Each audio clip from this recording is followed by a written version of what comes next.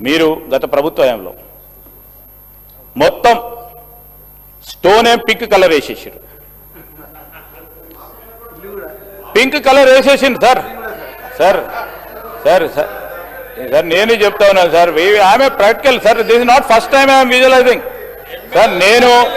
నేను తెలుగుదేశం హయాంలో కూడా ప్రతిపక్షంలో సభ్యునిగా ఉన్నా, మీ హయాంలో కూడా ప్రతిపక్షంలో సభ్యునిగా ఉన్నా. We see the disparity, how values are coming down, how system is going to get changed.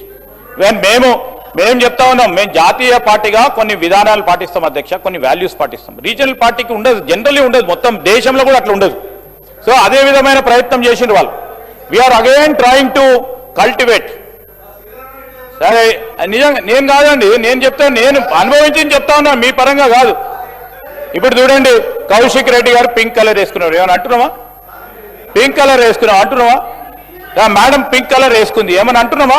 We respect. కానీ బండలకు కూడా పింక్ కలర్ వేసిడేంది అధ్యక్ష, టెంట్లకు కూడా పింక్ కలర్ అధ్యక్ష. ఏంది అధ్యక్ష ఇది? ఇది ఇస్ అ కల్చర్. మనం ప్రతిపాదించే కార్యక్రమం చేసే దాంట్లో సార్ మీరు చెప్పిన అనేక అంశాలు దృష్టిలో పెట్టుకొని ముందుకు పోతాం అధ్యక్ష. మా మల్లారెడ్డి సాబ్ వారంటే మా గౌరవం అధ్యక్ష. ఫస్ట్ ఆఫ్ ఆల్ పెళ్లి చేసుకునేందుకు హృదయపూర్వకంగా శుభాకాంక్షలు తెలియజేస్తా ఉన్నాం అధ్యక్ష.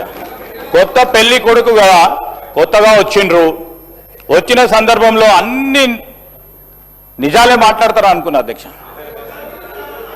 ఈ సందర్భంలోన నిజాలు మాట్లాడితే బాగుంటుండే అధ్యక్ష. మళ్ళా అదే విధమైన ప్రయత్నం చేసిండ్రు పెద్దలు మల్లారెడ్డి గారు.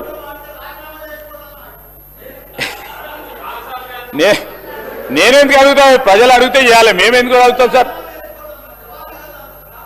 సార్ జవహర్ నగర్కి సంబంధించిన కొన్ని అంశాలు వాస్తవంగా చెప్పిన అధ్యక్ష, కొన్ని అంశాలు వాస్తవంగా చెప్పాను. ఆడ ఆయన అన్ని పెట్టిండు సార్. సార్ నేను వారి గురించి ప్రస్తావన చేయటం లేదు అధ్యక్ష. కష్టపడి పైకి వచ్చిండ్రు, ఒక స్థాయికి వచ్చిండ్రు. We honour him sir.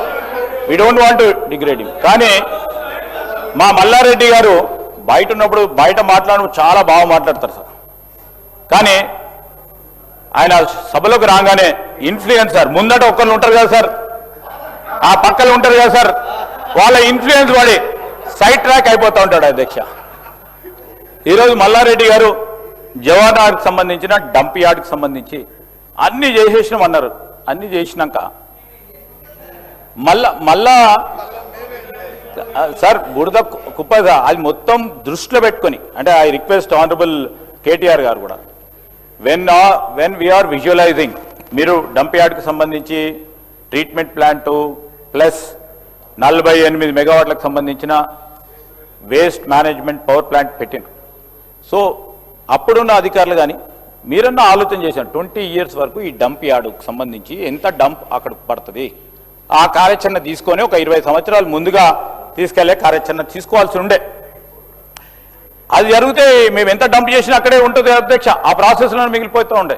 ఈరోజు మేము చెప్తా ఉన్నాం అధ్యక్ష,